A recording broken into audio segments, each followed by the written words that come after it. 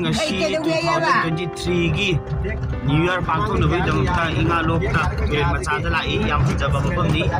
ꯃꯌꯥꯝꯁꯨ ꯌꯦꯡꯕꯤꯌꯨ ꯁꯤꯅꯔꯤ ꯌꯥꯝ ꯐꯖꯕ ꯃꯐꯝꯅꯤ ꯃꯐꯝꯁꯤꯗ ꯃꯤ ꯃꯌꯥꯝ ꯑꯃ New Year enjoy ꯇꯧꯕ 2023ꯒꯤ ꯄꯤꯛꯅꯤꯛ ꯇꯧꯕ ꯃꯐꯝꯁꯤꯗ ꯂꯥꯛꯄ ꯌꯥꯝ ꯐꯖꯕ ꯃꯐꯝꯅꯤ ꯍꯩꯔꯣꯛ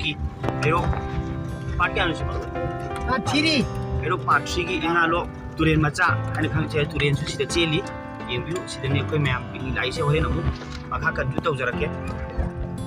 ꯃꯐꯝꯁꯤꯗ ꯃꯌꯥꯝꯁꯨ ꯄꯤꯛꯅꯤꯛ ꯂꯥꯛꯄꯤꯌꯨ ꯌꯦꯡꯉꯨ ꯒꯥꯔꯤ ꯃꯆꯥꯒ ꯑꯆꯧꯕ ꯇꯧꯔꯒ ꯂꯥꯛꯄꯤꯌꯨ ꯃꯌꯥꯝꯁꯨ ꯇꯨꯔꯦꯜ ꯃꯌꯥꯅꯤ ꯏꯁꯤꯡꯁꯨ ꯌꯥꯝ ꯅꯨꯡꯉꯥꯏꯕ ꯃꯐꯝ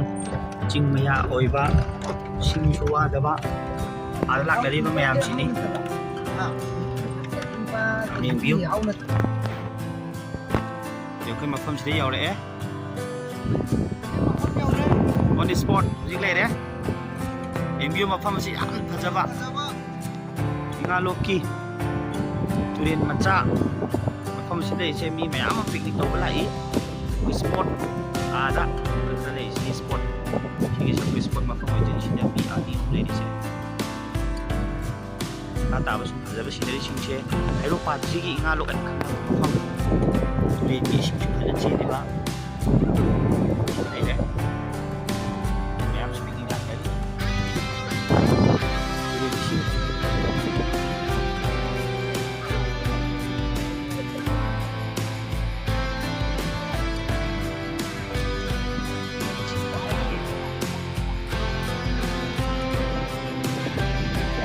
ꯃꯌꯥꯝꯁꯨ ꯂꯥꯛꯄꯤꯌꯨ ꯃꯐꯝꯁꯤꯗ ꯇꯧꯕ ꯌꯥꯝ ꯅꯨꯡꯉꯥꯏꯕ ꯋꯥꯠꯇꯕ ꯅꯣꯡꯁꯨ ꯋꯥꯠꯇꯕ ꯍꯧꯔꯒꯦ ꯁꯥꯅ ꯈꯣꯠꯄ ꯏꯁꯤꯡ ꯊꯧꯖꯕꯁꯨ ꯌꯥꯕ ꯃꯐꯝꯅꯤ ꯑꯩꯈꯣꯏ ꯒꯥꯔꯤꯁꯤ ꯍꯧꯖꯤꯛ ꯃꯈꯥ ꯇꯨꯔꯦꯜ ꯂꯥꯟꯗꯣꯔꯤ ꯈꯔꯁꯨ ꯂꯥꯜꯂꯦ ꯑꯩꯈꯣꯏ ꯒꯥꯔꯤ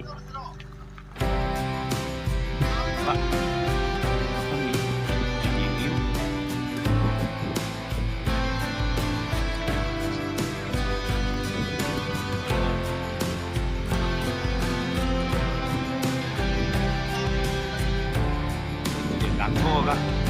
ꯑꯗꯨ ꯌꯥꯝ ꯐꯖꯕ ꯁ꯭ꯄꯣꯠꯁꯤꯗ ꯇꯨꯔꯦꯜ ꯑꯁꯤ ꯏꯁꯤꯡ ꯑꯁꯤ ꯌꯥꯝ ꯐꯖꯅ ꯆꯦꯟꯕ ꯌꯥꯝ ꯅꯨꯡꯉꯥꯏꯕ ꯏꯁꯤꯡꯁꯤ ꯂꯤꯛ ꯂꯥꯎꯅ ꯆꯦꯜꯂꯤ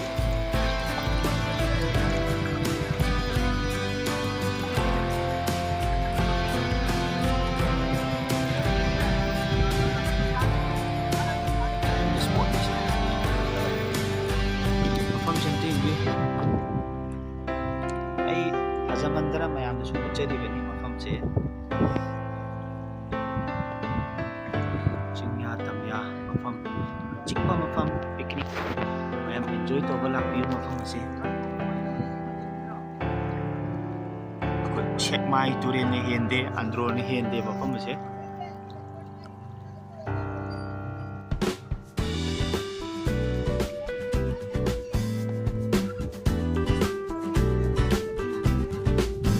ꯑꯩꯈꯣꯏ ꯆꯍꯤ ꯈꯨꯗꯤꯡꯒꯤ ꯆꯍꯤ 10 ꯆꯨꯞꯅ ꯆꯠꯅꯔꯛꯑꯕ ꯃꯐꯝꯗꯒꯤ ꯉꯁꯤ ꯑꯅꯧꯕ ꯑꯣꯏꯅ ꯍꯣꯡꯕꯅꯤ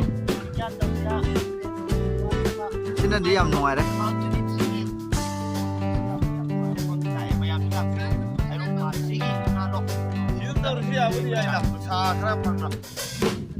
ꯌꯦꯡꯉꯣ ꯇꯨꯔꯦꯟꯒꯤ ꯏꯁꯤꯡ ꯌꯥꯝ ꯂꯨꯏ ꯌꯥꯝ ꯅꯨꯡꯉꯥꯏ ꯁꯤꯟꯅꯕ ꯃꯌꯥꯝꯁꯨ ꯁꯨꯝ ꯃꯐꯝꯁꯤꯗ ꯂꯥꯛꯄꯤꯗꯨꯅ ꯑꯩꯈꯣꯏ ꯃꯇꯝꯒꯤ ꯑꯣꯏꯕ ꯀꯨꯝꯍꯩ ꯍꯔꯥꯎꯗ ꯂꯥꯛꯇꯨꯅ ꯆꯥꯛꯆꯥ ꯍꯩꯖꯥꯟꯅꯕ ꯅꯨꯡꯉꯥꯏꯕ ꯃꯐꯝꯅꯤ ꯑꯣꯖꯥꯁꯤꯡꯁꯨ ꯑꯁꯨꯛꯀꯤ ꯃꯇꯤꯛ ꯅꯨꯡꯉꯥꯏ ꯃꯐꯝꯁꯤꯗ ꯄꯨꯟꯕꯗ ꯑꯩꯈꯣꯏꯁꯨ ꯑꯍꯥꯟꯕ ꯑꯣꯏꯅ ꯃꯌꯥꯝꯅ ꯅꯨꯡꯉꯥꯏ ꯍꯥꯏꯕꯗꯨꯗ ꯑꯃꯨꯛꯇꯪ ꯌꯦꯡꯒꯦꯅ ꯂꯥꯛꯄꯅꯤ ꯀꯨꯝꯁꯤꯒꯤ ꯑꯍꯥꯟꯕ ꯁ꯭ꯄꯣꯠꯅꯤ ꯂꯥꯛꯏꯁꯦ ꯑꯁꯨꯛꯀꯤ ꯃꯇꯤꯛ ꯌꯥꯝ ꯅꯨꯡꯉꯥꯏ ꯃꯐꯝꯁꯦ ꯆꯤꯡꯁꯨ ꯑꯣꯏꯕ ꯑꯗꯨꯒ ꯇꯨꯔꯦꯟꯒꯤ ꯏꯁꯤꯡꯁꯨ ꯐꯖꯅ ꯂꯩꯕ ꯍꯥꯏꯇꯥꯔꯦ ꯅꯦꯆꯔꯒꯤ ꯕ꯭ꯌꯨꯇꯤꯁꯨ ꯌꯥꯝ ꯂꯩ ꯌꯥꯝ ꯅꯨꯡꯉꯥꯏ ꯍꯥꯏꯇꯥꯔꯦ ꯉꯁꯤꯗꯤ ꯅ꯭ꯌꯨ ꯃꯔꯤ ꯂꯩꯅꯅ ꯃꯐꯝꯁꯦ ꯌꯥꯝ ꯂꯥꯛꯅꯩ ꯃꯥꯏ ꯃꯥꯒꯤ ꯖꯒꯥꯗ ꯒꯦꯁ ꯍꯥꯎꯁꯀ ꯈꯟꯗꯅ ꯇꯧꯕꯁꯨ ꯑꯗꯨꯝ ꯌꯥꯎꯔꯤ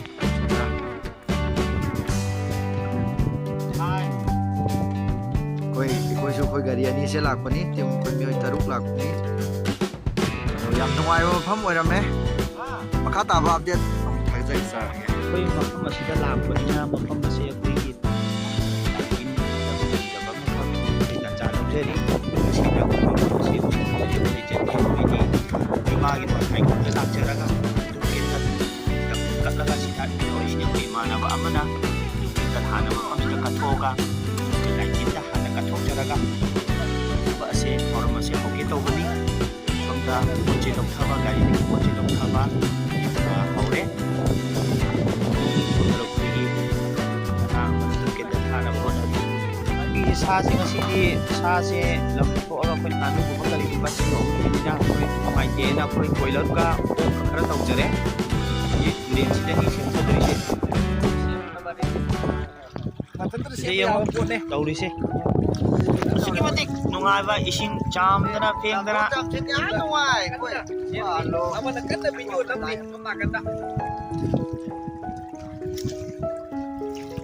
오케이 오케이 ꯌꯥꯝ ꯇꯟꯅ ꯄꯥꯏꯕ꯭ꯔꯥ ꯀꯩꯅꯣꯝ ꯇꯧꯔꯤꯌꯦ ꯆꯥꯃꯣ ꯕ꯭ꯔꯪ ꯕ꯭ꯔꯪ ꯇꯧꯔꯒ ꯆꯥꯃꯣ ꯕ꯭ꯔꯪ ꯇꯧꯔꯒ ꯆꯥꯃꯣ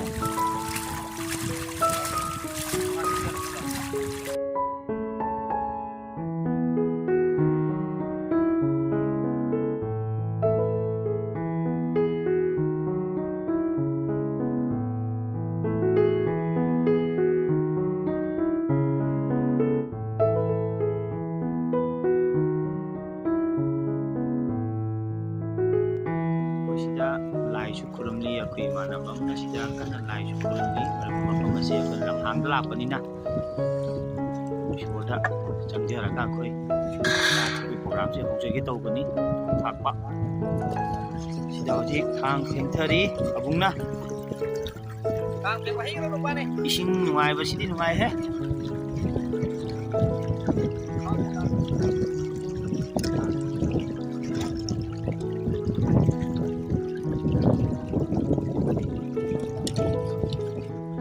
ꯍꯧꯔꯦ ꯁꯦꯝ ꯁꯥꯕ ꯑꯕꯨꯡꯅ ꯁꯦꯠꯊꯔꯛꯄ ꯍꯧꯔꯦ ꯍꯧꯖꯤꯛ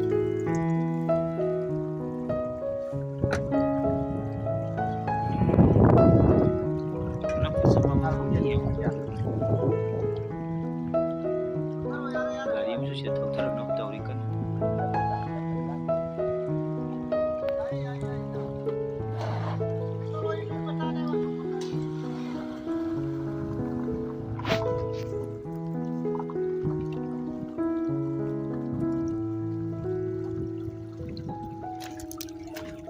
ꯃꯇꯦꯛ ꯃꯇꯦꯛ ꯁꯨꯝ ꯎꯠꯆꯔꯛꯀꯦ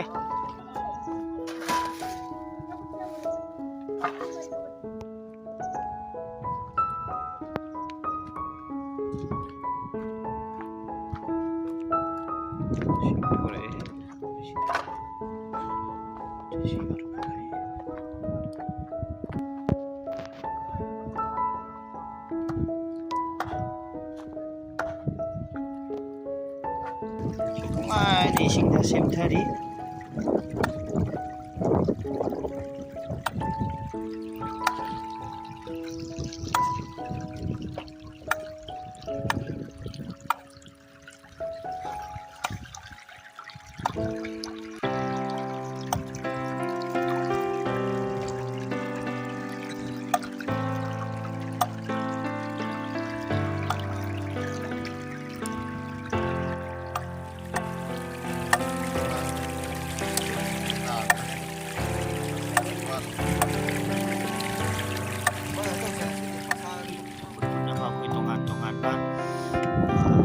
ꯁꯦꯝ ꯁꯥꯔꯤ ꯍꯋꯥꯏ ꯌꯥꯎꯔꯦ ꯒꯥꯖꯔ ꯊꯕꯤ ꯌꯥꯎꯔꯦ ꯀꯣꯕꯤ ꯂꯩ ꯀꯣꯕꯤ ꯐꯨꯜ ꯂꯣꯏ ꯌꯥꯎꯔꯦ ꯆꯝꯐꯨꯠ ꯈꯔ ꯊꯣꯡꯅꯕ ꯒꯥꯔꯤ ꯑꯃ ꯄꯨꯊꯗꯅ ꯒꯥꯔꯤ ꯍꯧꯖꯤꯛ ꯀꯟꯅ ꯍꯧꯖꯤꯛ ꯏꯟꯅꯔꯤ ꯁꯤꯗ ꯀꯟꯅ ꯌꯥꯗꯗꯅ ꯄꯨꯊꯗꯅ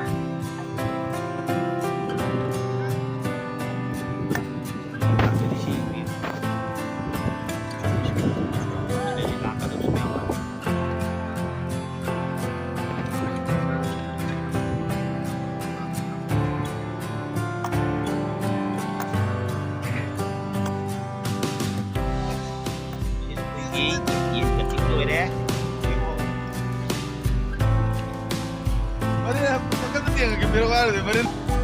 ꯍꯧꯖꯤꯛ ꯆꯝꯐꯨꯠꯀꯤ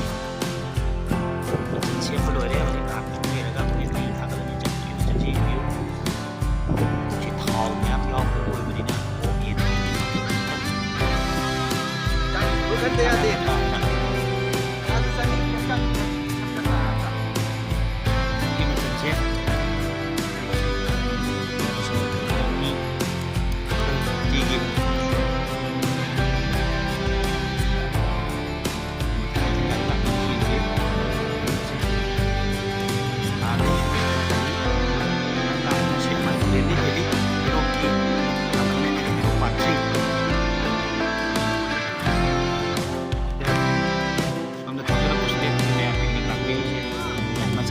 ꯌꯥꯎꯏ ꯒꯥꯔꯤ ꯃꯆꯥꯁꯦ ꯂꯩꯔꯦ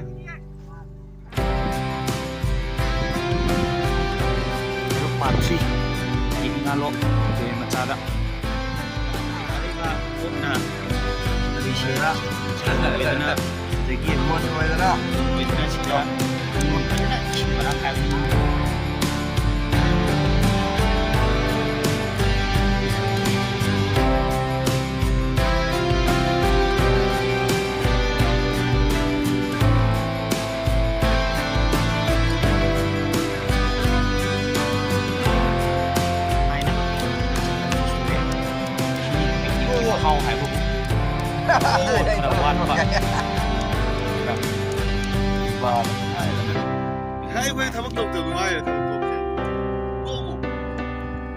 ꯁꯤ ꯄꯨꯖꯥꯔꯤ ꯑꯅꯤ ꯍꯧꯖꯤꯛ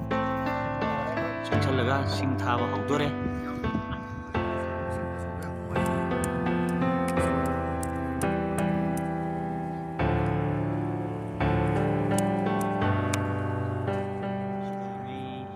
ꯊꯥꯕ ꯍꯧꯈ꯭ꯔꯦ ꯍꯧꯖꯤꯛ ꯄꯨꯖꯥꯔꯤ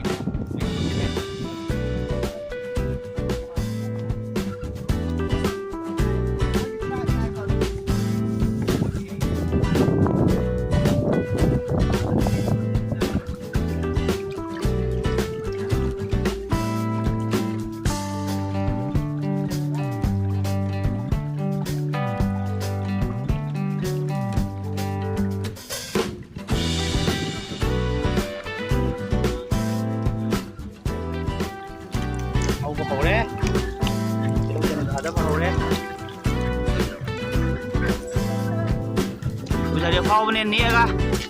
mangasigi Pujari afauba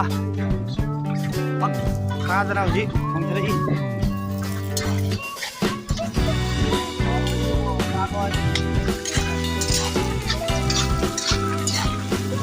Karano sab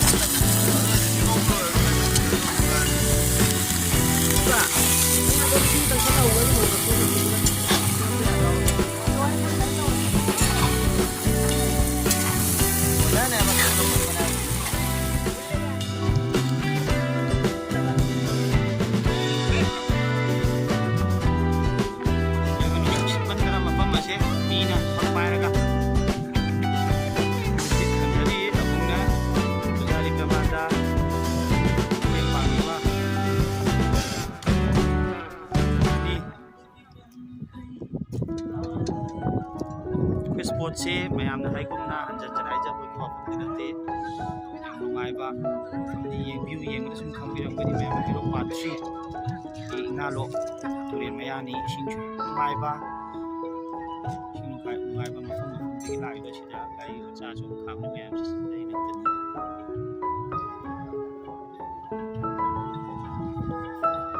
tani ki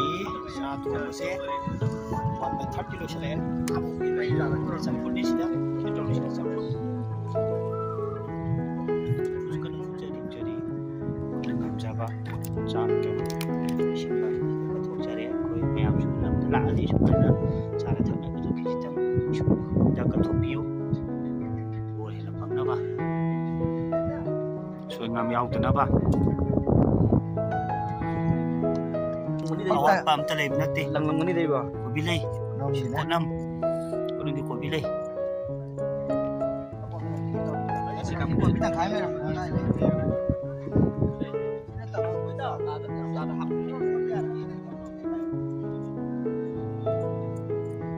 Scenery se aina hanjan uche di sini mayam su lakpiu koibiu yam nuai mafam ni Hairoq manung dani Hairoq Part 3 gi Ingalo ki turen maya sing nungsit wataba yam nungai ba picnic kita makta sekmai turen la hendaba mafam ni mayam skematik yam laba ꯃꯌꯥꯝ ꯂꯥꯛꯏ ꯁꯤꯗ ꯃꯤꯑꯣꯏꯁꯤꯡ ꯃꯌꯥꯝ ꯑꯃ ꯄꯤꯛꯅꯤꯛꯀꯤꯗꯃꯛꯇ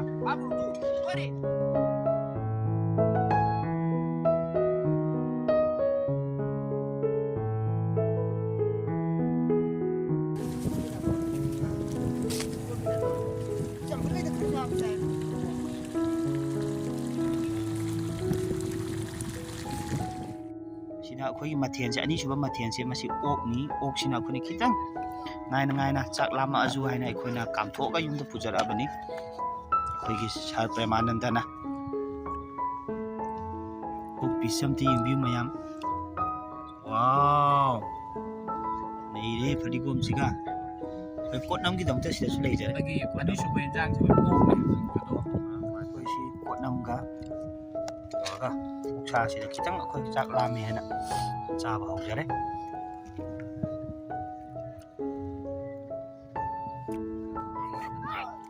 ꯑꯩꯈꯣꯏ ꯍꯧꯖꯤꯛ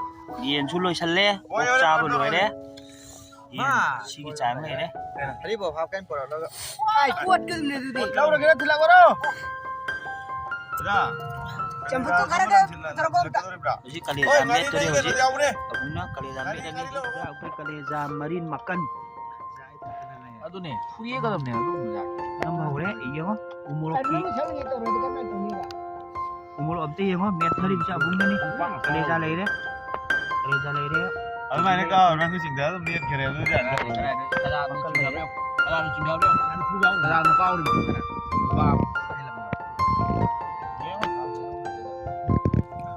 ꯌꯥꯝꯃꯜꯂꯦ ꯀꯥꯟꯗ ꯌꯥꯗꯕ Aina khar khak thau sai. Abu jat tau. ꯃꯤꯠ ꯐꯤꯜꯗꯔ ꯀꯧꯋꯦ ꯑꯄꯨꯟꯅꯗꯤ ꯍꯥꯏꯌꯣꯗꯤ ꯍꯥꯏꯗꯦꯗꯅ ꯅꯉꯣꯟꯗ ꯃꯦꯠꯊꯔꯤ ꯁꯣꯝꯗ ꯌꯦꯡꯕꯤꯌꯨ ꯑꯩꯈꯣꯏꯅ ꯀꯂꯦꯖꯥ ꯃꯦꯠꯂꯤꯉꯩꯁꯤꯗ ꯁꯣꯝꯗ ꯃꯌꯥꯝ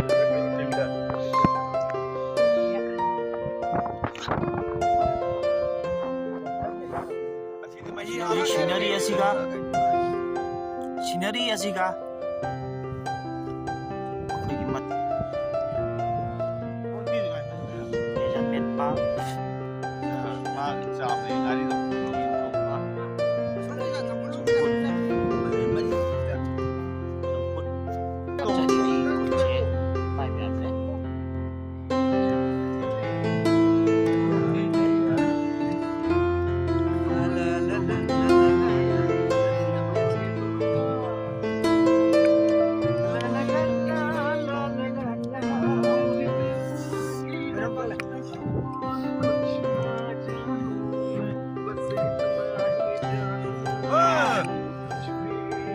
दिखता है यारा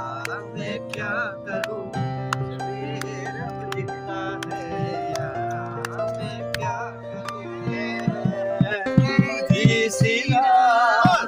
अरोई बनते लोई बनाए रमा लोई नाय रमा आशा कया गा लोई ना अंदरिन बखूदा Namgani thawai supiya Rudot boina nagonda Namgani thawai supiya Rudot boina kalala Neng neng neng neng neng Udise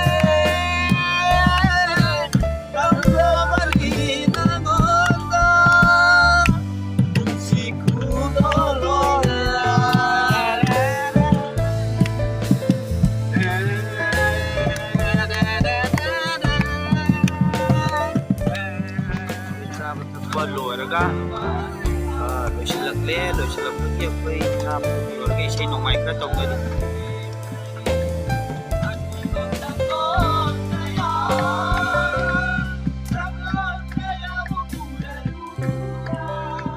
mitanga aroi boine najarake mayam ja scenery se asuke batik fajaba chingya oiba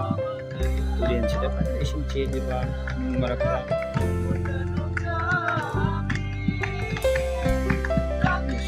yam lai picnic mafang pi angang family